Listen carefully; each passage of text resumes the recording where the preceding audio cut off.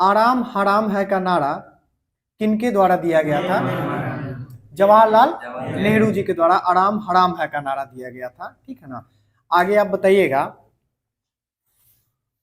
Mamluk वंश का तीसरा शासक कौन था? मामलुक वंश का इल्तुतमिश। इल्तुतमिश, ठीक है ना, इल्तुतमिश था। पहला शासक कौन था? कुतुबुद्दीन ऐबक। दूसरा आराम शाह और तीसरा इल्तुतमिश। आगे आपको बताना है, सिकंदर और पोरस के बीच के द्वारा जो लड़ा गया युद्ध था वो किस नदी के किनारे लड़ा गया था? झेलम नदी के किनारे लड़ा गया था। ठीक है ना। सिकंदर और पोरस के बीच जो लड़ा गया युद्ध था वो किस नदी के किनारे? झेलम नदी के बीच लड़ा गया था। बताइएगा, राजीव गांधी सरकार के द्वारा एक मतदान की आयु को 21 वर्ष से घटा करके 18 वर्ष कर दिया गया था। यह किस संविधान संशोधन के तहत हुआ था? 61वां संविधान संशोधन के तहत हुआ था। ठीक है ना। 21 वर्ष से मतदान की आयु घटा करके 18 वर्ष कर दिया गया था। बताइएगा, अंडमान निकोबार की सबसे ऊंची चोटी कौन सी है? सैडल पीक है। ठीक है ना। अंडमान निकोबार की सबसे ऊंची चोटी कौन सी है? सैडल पीक है। ठीक है ना। और दोदा बेटा जो कह रहे थे वो दक्षिण भारत की है। ठीक है ना। और दक्षिण भारत की दूसरी सबसे बड़ी चोटी है। दक्षिण भारत की दूसरी सबसे ऊंची चोटी जो है कौन सी है? दोदा बेटा। तो प्रश्न आता है, पहली ऊंची चोटी कौन सी है? अन्नाईमुडी। ठीक है ना। कौन सी है? अन्नाईमुडी, जो किस पहाड़ी का हिस्सा है? अन्नामलाई का। अन्नामलाई का। ठीक है ना। अन्नाईमुडी जो है किस पहाड़ी का है? अन्नामलाई का। ठीक है ना। और दोदा बेटा जो है ना दूसरी सबसे ऊंची, वो किस पहाड़ी का हिस्सा है? नीलगिरी का। नीलगिरी का। ठीक है ना। भारत का सबसे ऊंचा चोटी कौन सा है? K2 है। ठीक है ना। गॉडविन ऑस्टिन के नाम से भी जानते हैं K2 को। और भारत में सबसे ऊंची चोटी कौन सी है? कंचनजंगा है। ठीक है ना। कौन है? कंचनजंगा, जो कहां पड़ती है? सिक्किम में। वर्तमान का नेपाल टेरिटरी में आ गया। ठीक है ना। नेपाल सरकार उसको अपना बताता है। सिक्किम राज्य में पड़ता है। आगे आपको बताना है, चिकित्सा के बारे में विवरण किस वेद में आपको मिलेगा? चिकित्सा के बारे में विवरण आपको किस वेद में मिलेगा? अथर्ववेद में। कौन सा वेद में मिलेगा? अथर्ववेद में। चिकित्सा के बारे में विवरण सबसे कहां पे मिलेगा आपको? अथर्ववेद के बारे में। जादू टोना का विवरण अथर्ववेद में ही मिलेगा। ठीक है ना। आगे आपको बताना है, जीनोम का निर्माण किसके द्वारा किया जाता है? जीनोम का निर्माण किससे होता है? डीएनए से। किससे होता है? डीएनए से। जीनोम का निर्माण किससे होता है? डीएनए से। ठीक है ना। बताइएगा, तो गेहूं का वैज्ञानिक नाम क्या है? गेहूं का वैज्ञानिक नाम क्या है? ट्रिटिकम। क्या नाम है? ट्रिटिकम। गेहूं का वैज्ञानिक नाम क्या है? ट्रिटिकम है। ठीक है ना। आगे आपको बताना है, विज्ञान ही बल है का लोगो, विज्ञान ही बल है वाक्यांश जो है किस संस्थान के लोगों में आता है? भारत के किस संस्थान के लोगों में आता है विज्ञान ही बल है? ऐसा किस संस्थान के लोगों में लिखा हुआ रहता है? ये आपको डीआरडीओ के लोगों में लिखा हुआ रहता है। किसके लोगों में? डीआरडीओ के लोगों में। डीआरडीओ का स्थापना कब हुआ था? 1958 में। 1958 में डीआरडीओ का स्थापना 1958। आगे आपको बताना, स्वराज पार्टी की स्थापना कब हुई थी? 1923 में। स्वराज पार्टी की स्थापना 1923 में हुआ था। ग्राम पंचायत का गठन भारतीय संविधान के किस भाग में वर्णित है? भाग 9 में? भाग 11? ग्राम पंचायत का गठन। अच्छा चलिए अभी बता दीजिएगा आप लोग, ग्राम पंचायत किस आर्टिकल में, किस अनुच्छेद में ग्राम पंचायत का गठन? अनुच्छेद 40। ग्राम पंचायत का गठन अनुच्छेद 40। और अनुच्छेद 40 किस में आएगा? 36 से 51, इसी बीच में ना आएगा। तो 36 से 51 किस में है? भाग 4। ठीक है ना। ग्राम पंचायत का गठन के बारे में चर्चा करता है। ठीक है ना। भाग 9 तो पंचायती राज व्यवस्था के बारे में वर्णित करता है। आगे आपको बताना, अंतरराष्ट्रीय साक्षरता दिवस किस तिथि को मनाया जाता है? अंतरराष्ट्रीय साक्षरता दिवस 8 सितंबर को। कब मनाया जाता है? 8 सितंबर को। ठीक है ना। बताइएगा, बैटरी जो है वो किस ऊर्जा को विद्युत ऊर्जा में परिवर्तित करता है, रासायनिक ऊर्जा को विद्युत ऊर्जा में परिवर्तित करता है, या फिर उसको संरक्षित करके रखता है रासायनिक ऊर्जा को, और उसको जरूरत पड़ने पर विद्युत ऊर्जा में कन्वर्ट करके दे देता है। बताइएगा केंद्रीय भारतीय भाषा अनुसंधान केंद्र कहाँ है? केंद्रीय भारतीय भाषा अनुसंधान केंद्र कहाँ पे है? ये मैसूर में है। कहाँ पे है? मैसूर कर्नाटक में पड़ता है। कौन सा अनुसंधान है? तो भाषा अनुसंधान संस्थान है, ठीक है ना। आगे बताना है, सरदार वल्लभ भाई पटेल ने बारदोली सत्याग्रह का नेतृत्व कब किया था? 1928 में। बारदोली सत्याग्रह कब हुआ था? 1928 में हुआ था। जिसके नेतृत्वकर्ता कौन थे? सरदार वल्लभ भाई पटेल। गुरुत्वाकर्षण त्वरण का मान सबसे कम किस रेखा पर होगा? ध्रुवों पे, विषुवतीय रेखा पे। गुरुत्वाकर्षण बिल्कुल सही है, विषुवतीय रेखा पे, ठीक है ना। गुरुत्वाकर्षण त्वरण का मान सबसे कम कहां होगा? विषुवतीय रेखा पे। आप याद रखिएगा इसको, इसमें 3 सवाल पूछता है। सबसे पहले ये पृथ्वी गोला है। क्या है? पृथ्वी गोला है। ये ऊपर में नॉर्थ पोल हो गया, नीचे साउथ पोल हो गया। ऊपर में क्या हो गया? नॉर्थ पोल, और नीचे में क्या हो गया? South pole. तो आप ध्यान दीजिए, इस पेन को हम कहां पे रखें कि सबसे स्टेबल रहेगा? यहां पे रख देते हैं, ऊपर में सबसे स्थिर रहेगा, या फिर यहां पे रख देंगे तो सबसे स्थिर रहेगा। यहां पे रहेंगे तो गिरने का चांस रहेगा, यहां पे रहेगा तो गिरने का चांस रहेगा, ठीक है ना। तो सबसे मजबूती से यहीं पे पकड़ है ना, तो गुरुत्वाकर्षण वैल्यू सबसे ज्यादा कहां पे होगा? ध्रुवों पे। कहां पे होगा? ध्रुव पे। इसके बाद यहां से जैसे जैसे नीचे आएंगे गुरुत्वाकर्षण का मान कमते चला जाएगा, कमते चला जाएगा। तो ये बीच में कौन सी रेखा है? विषुवत रेखा। तो विषुवत रेखा पे गुरुत्वाकर्षण का मान कम होगा। और एक ऐसा सिचुएशन आएगा जब ये बिल्कुल सेंटर में चला जाएगा, केंद्र पे चला जाएगा, तो गुरुत्वाकर्षण का मान क्या हो जाएगा? 0 हो जाएगा। गुरुत्वाकर्षण त्वरण का मान 0 हो जाएगा। सबसे ज्यादा कहां होगा? ध्रुवों पे, या तो साउथ पोल पे या फिर नॉर्थ पोल पे। और सबसे कम कहां होगा? विषुवत रेखा पे, ठीक है ना। और 0 कहां पे होगा? केंद्र पे। याद रखिएगा इसको। आगे आपको बताना है, डेनमार्क की सांसद का नाम क्या है? डेनमार्क की सांसद का नाम क्या है? फॉल्केटिंग। क्या नाम है? फॉल्केटिंग। डेनमार्क की सांसद का नाम क्या है?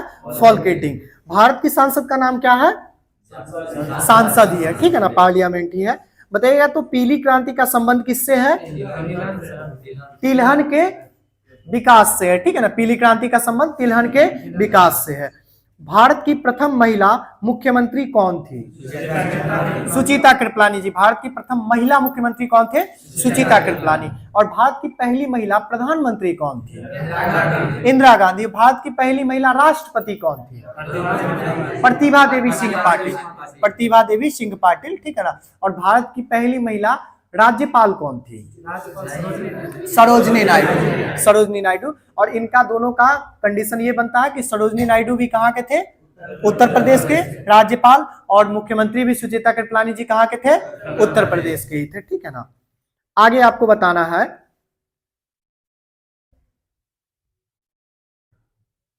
नरसिंह वर्मन प्रथम जो थे, इनका संबंध किस वंश से था? कोणार्क के सूर्य मंदिर का निर्माण कौन करवाए थे? नरसिंह वर्मन प्रथम करवाए थे ना। इनका संबंध किस वंश से था? पल्लव वंश से, ठीक है ना। पल्लव वंश से। बहुत अच्छा, पल्लव वंश से। दुनिया का सबसे बड़ा मंदिर जो है वो कौन सा है? अंकोर वाट का सूर्य मंदिर। अंकोर वाट का सूर्य मंदिर, जिसका निर्माण किसके द्वारा करवाया गया? राष्ट्रकूट, राजा सूर्यवर्मन के द्वारा, ठीक है ना। राजा सूर्यवर्मन के द्वारा करवाया गया था, ठीक है ना। इसको याद रखिएगा। आगे आपको बताना है, व्यापगत का सिद्धांत किसके द्वारा दिया गया था? किस वाइसराय के द्वारा? व्यापगत का सिद्धांत, doctrine of lapse, Lord Dalhousie. Lord Dalhousie. ये सब प्रश्न पे आपका मुंह एकदम आसानी से खुलना चाहिए, एकदम स्पष्ट बोलिए। आगे आपको बताना है, भूखमरी दिवस किस तिथि को मनाते हैं? भूखमरी दिवस मई महीने के किस तिथि को भूखमरी दिवस के रूप में मनाते हैं? 28 मई को। किस महीने को मनाते? किस तारीख को? 28 मई को भूखमरी दिवस। आगे आपको बताना है, भारत में क्योटो प्रोटोकॉल कब भारत जो है क्योटो प्रोटोकॉल पर कब हस्ताक्षरित किया था? 2002 में। कब हस्ताक्षरित किया था? 2002 में, क्योटो प्रोटोकॉल पे, ठीक है ना। आगे आपको बताना है, कंप्यूटर का ब्रेन कहा जाने वाला हिस्सा कौन सा है? सीपीयू। सीपीयू का full form central processing unit. Central processing unit. आगे बताना है, खान ए खाना की उपाधि किसे दी गई थी? खान ए खाना की उपाधि किसे दी गई थी? रहीम को दिया गया था, ठीक है ना। सबसे पहले किसे दिया गया था, तो रहीम को दिया गया था, ठीक है ना। आगे ये उपाधि बहुत सारे मुगल वंश में बहुत लोगों को मिलता है। आगे आपको बताना है चंद्रयान 1 का लॉन्च कहां से किया गया था, श्रीहरिकोटा से। कब किया गया था, 2008 में किया गया था, ठीक है ना। और किस यान से किया गया था, किससे किया गया था, PSLV C11 से, PSLV C11 से। और GSLV की जो बात कर रहे हैं वो GSLV से क्या किया गया था, चंद्रयान 2 को लॉन्च किया गया था, ठीक है ना। किससे लॉन्च किया गया था, GSLV Mark 3 से, ठीक है ना, GSLV Mark 3 से, यानी कि M3 से। और उसके बाद आपको बताना है चंद्रयान 3 जो अभी लॉन्च किया गया है वो किससे लॉन्च किया गया था,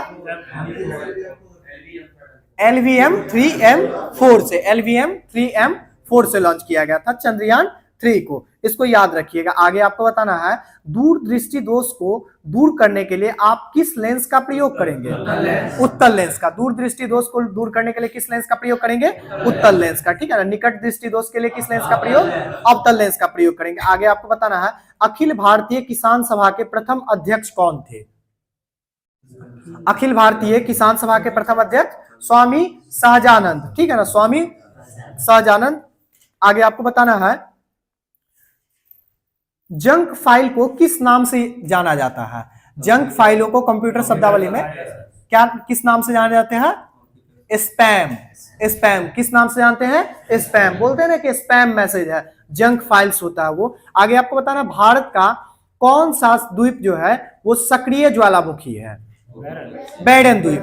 भारत का कौन सा द्वीप सक्रिय ज्वालामुखी है, बैडन द्वीप, ठीक है ना। आगे आपको बताना भारतीय संविधान में राज्य के नीति निषेध तत्व को कहां से लिया गया है, आयरलैंड के संविधान से। राज्य का नीति निषेध तत्व कहां से लिया गया है, आयरलैंड के संविधान से। आयरलैंड का संविधान आयरलैंड कहां से लिया था, स्पेन से, बिल्कुल सही। आयरलैंड कहां से लिया था, स्पेन से लिया था, ठीक है ना। बताइएगा भारत संसदीय प्रणाली कहां से लिया है, ब्रिटेन से। संसदीय प्रणाली कहां से लिया है, ब्रिटेन से। और ब्रिटेन संसदीय प्रणाली कहां से लिया है, दुनिया में ब्रिटेन सबसे पहले संसदीय प्रणाली को अपनाया, हम लोग भी उसी के मॉडल को अपनाए। ब्रिटेन सबसे पहले कहां से अपनाया था, तो वो जर्मनी से। कहां से अपनाया था, जर्मनी से, ठीक है ना। ब्रिटेन संसदीय प्रणाली कहां से अपनाया, जर्मनी से। SLR का फुल फॉर्म क्या होता है, SLR का, थोड़ा सा आप शांत रहिए, थोड़ा सा सुनिए प्रश्न को, समझे। आपको आता सब कुछ है लेकिन जल्दबाजी करते हैं, थोड़ा सा सुनिए। SLR का फुल फॉर्म क्या होता है, अर्थशास्त्र में बताना है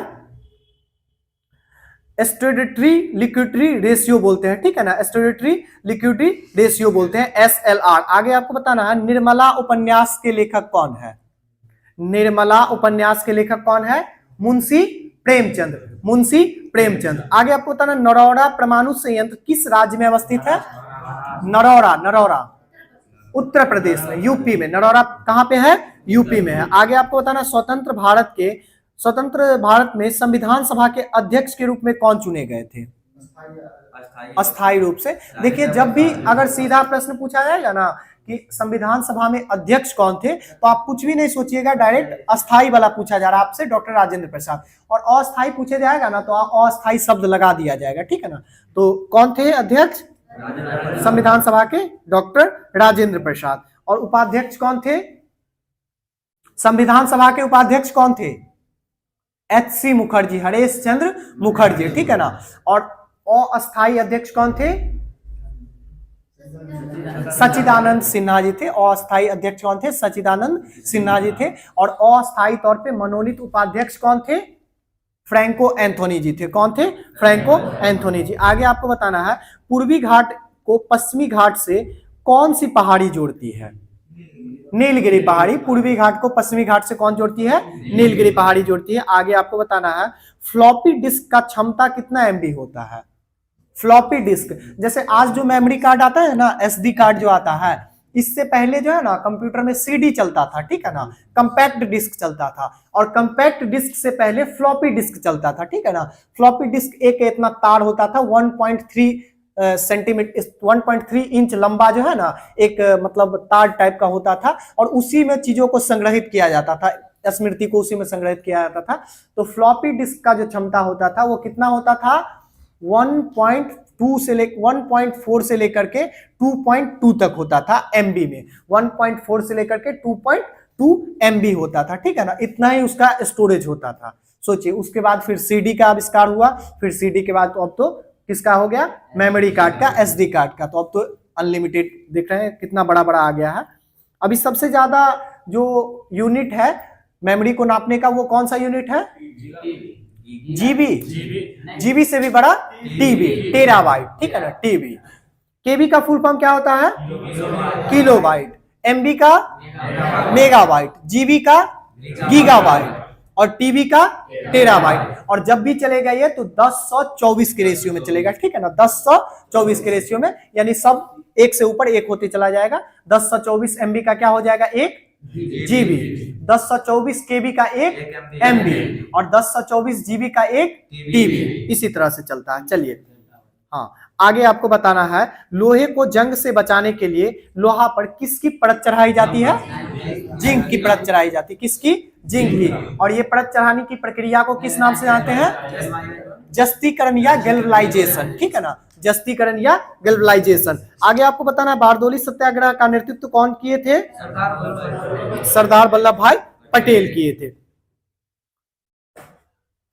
बताइएगा तो 15 अगस्त 1947 को भारतीय राष्ट्रीय कांग्रेस के अध्यक्ष कौन थे, 15 अगस्त 1947 को भारतीय राष्ट्रीय कांग्रेस के अध्यक्ष कौन थे, जेबी कृपलानी जी थे, ठीक है ना, जेबी कृपलानी जी थे। देखिए 1946 तक जो है ना कौन अध्यक्ष रहते हैं कांग्रेस के, कौन, अबुल कलाम, ठीक है ना, अबुल कलाम जी थे 1946 तक। और 1946 की बैठक में यह हो गया था निर्णय कि अब 1947 का जो बैठक होगी उसका अध्यक्षता कौन करेंगे, जेबी कृपलानी जी करेंगे।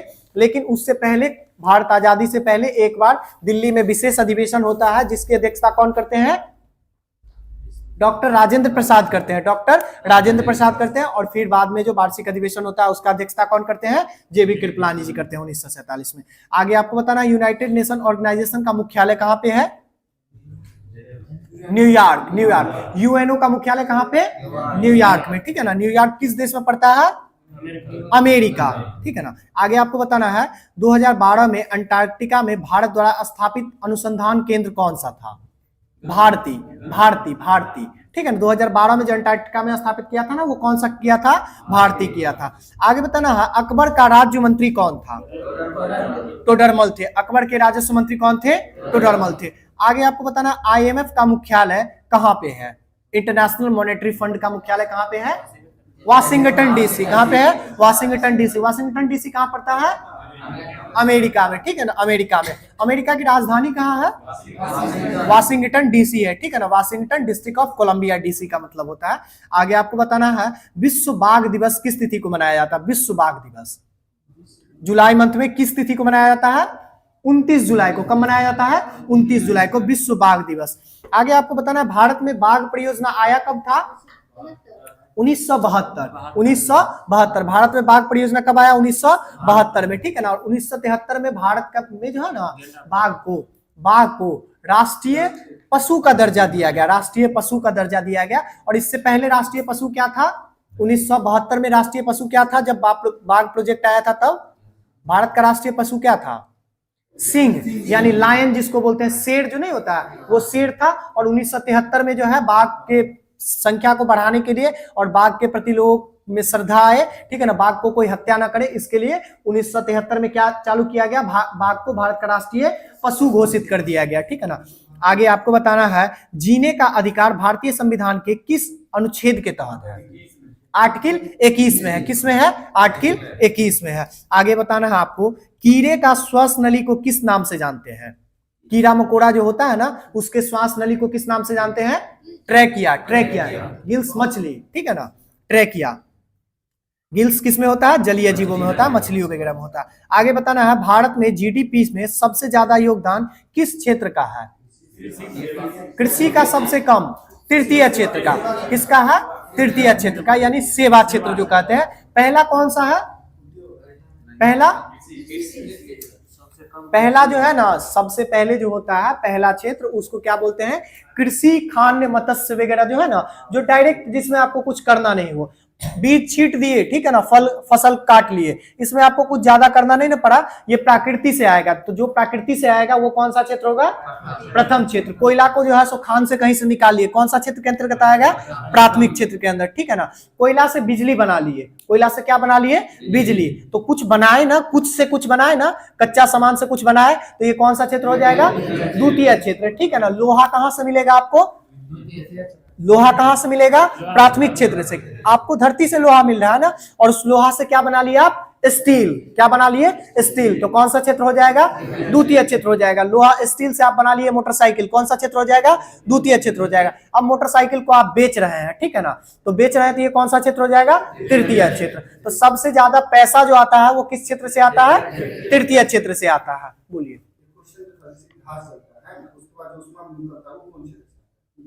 घास जलता है उससे उष्मा मिलता है, हाँ हाँ, तो द्वितीय क्षेत्र हो जाएगा, ठीक है ना। किसी चीज से अगर किसी चीज का निर्माण कर रहे हैं तो वो कौन सा क्षेत्र के अंतर्गत आ जाएगा? द्वितीय क्षेत्र के अंतर्गत, ठीक है ना। आपको जो प्राकृतिक संसाधन है उसका उपयोग करके उसमें रिमॉडलिंग कर रहे हैं, विनिर्माण कर रहे हैं, तो द्वितीय क्षेत्र। और उस विनिर्माण किए गए वस्तु को अगर आप बेच रहे हैं, ठीक है ना, तो वो कौन सा क्षेत्र हो जाएगा? सेवा। या फिर कुछ है ही नहीं और उसको बेच रहे हैं, जैसे कि आप बैंकिंग का काम कर रहे हैं, ठीक है ना, इंटरनेट प्रोवाइड कर रहे हैं, तो ये सब कौन सा क्षेत्र हो जाएगा? तृतीय क्षेत्र हो जाएगा। और इसी से सबसे ज्यादा भारत में पैसा आता है। चलिए आगे आपको बताना है, प्रांतीय स्वायत्तता किस अधिनियम के तहत वर्णित किया गया था?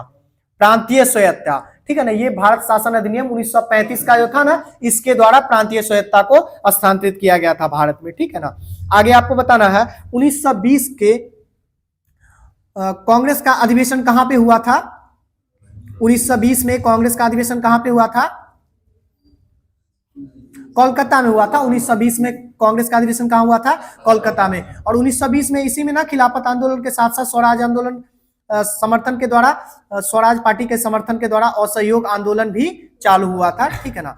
चलिए, नॉन कोऑपरेटिव मूवमेंट। आगे आपको बताना है, भारतीय संविधान में स्वतंत्रता, समानता व बंधुता का जो सिद्धांत है यह किस देश से लिया गया है?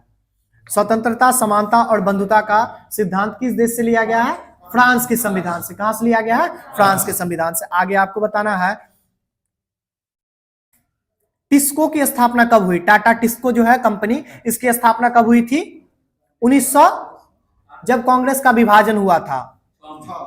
कांग्रेस का विभाजन 1906 में हुआ था। 1907, ठीक है ना। देखिए इसको याद रखिएगा, सबसे पहले 1906 में क्या होता है? मुस्लिम लीग का स्थापना होता है। मुस्लिम लीग का स्थापना 1906 में होता है। तो देखिए ना, मुस्लिम लीग का स्थापना, तो पहले मुस्लिम लीग क्या था? ये कांग्रेस ही था ना, तो उसमें से सब हट करके एक नया पार्टी का स्थापना कर लिया 1906 में।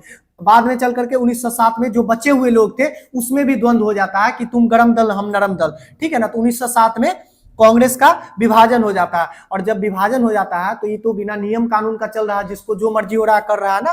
तो 1908 में जो है ना, वो क्या हो जाता है? कांग्रेस का अपना संविधान आ जाता है। क्या आ जाता है? कांग्रेस का संविधान, नियम कानून आ जाता है कि ऐसे नहीं किसी को मन होगा कोई हट जाएगा कोई जुट जाएगा, ये नहीं। तो 1908 में कांग्रेस का संविधान आता है। इस तीनों फैक्ट को याद रखिएगा। 1906 में मुस्लिम लीग का स्थापना, 1907 में कांग्रेस का विभाजन, और 1908 में कांग्रेस का संविधान। कांग्रेस का दोबारा विभाजन कब होता है?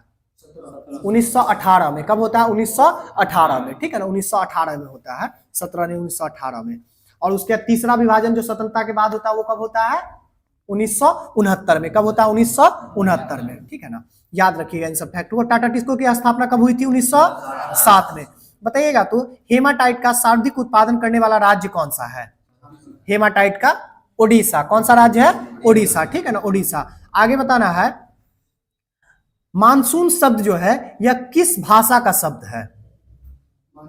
मानसून शब्द जो है ये किस भाषा का शब्द है? तो अरबी का है। किसका है? अरबी का है। आगे आपको बताना है, बंगाल में स्वदेशी आंदोलन के दौरान बनाए गए तिरंगे झंडा का रंग कैसा था? देखिए 1905 में जो झंडा बना था ना, 1905 में बंगाल जिस समय विभाजन हुआ था उस समय में स्वदेशी आंदोलन जब चल रहा था, तो उस समय जो झंडा बनाया गया था उसका कलर कैसा था?